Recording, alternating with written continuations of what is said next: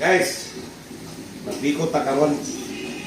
So kani wala may iskubado diri lugar kay lalo ka na naatas mga remote area.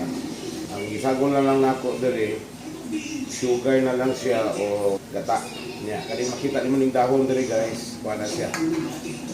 Pandan nga dahon with luya o limonsito para mo buto na si aslom na asay medyo alang gamay.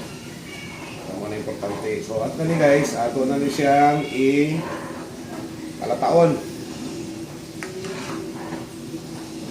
So naapod diri ang kuan no guys, so pilit with rice na kapol. So ana ra na magbuhat og bigo guys, pag makuha na siya, pulatik na siya, saka na to ibutang tong malagkit. So ang ratio na ko ani is half kilo na patol na bugas o 1 pilit. Yeah, sugar, mga 2 kilos na sugar o mga lubi, kaya medium size mo itong lubi lang. So mga 4 kabok, 5. Ilong dahil dapat punta. So sige lang, check na ito lang niya. Kasi guys, pag maglapit na ni guys, umuha mo ani, separate ka lang gamay, pang toppings ni mo niya. Nga lang kasimple, maglodo o biko special. Ano nga biko guys, kuhan? I don't know ha, basta sa kuhang portion, maliginin mo ng lola sa una. Kila ko na ubing. So nakuha ko na po ng tradisyon sa mong lola sa una. Kaya kaning hilig tag kusina o banuga tas lola sa una, mamalingki. Niya, pagkaroman, opinion lang ni siya o kukay kaya mabukal mo ko din kwan. Kung masimutan ninyo guys, pati kumutan yun tungod sa pandan na dahon na iluya o asukal na niya sinunsito.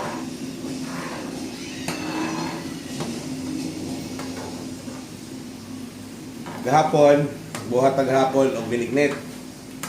Wala ako na videohan kay nabisi ko.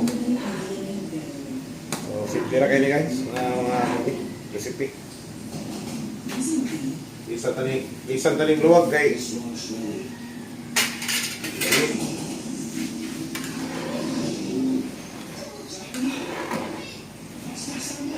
Upay lang. So, ato na yung palatikon. Okay. So guys, oh. Kita nyo, latik na.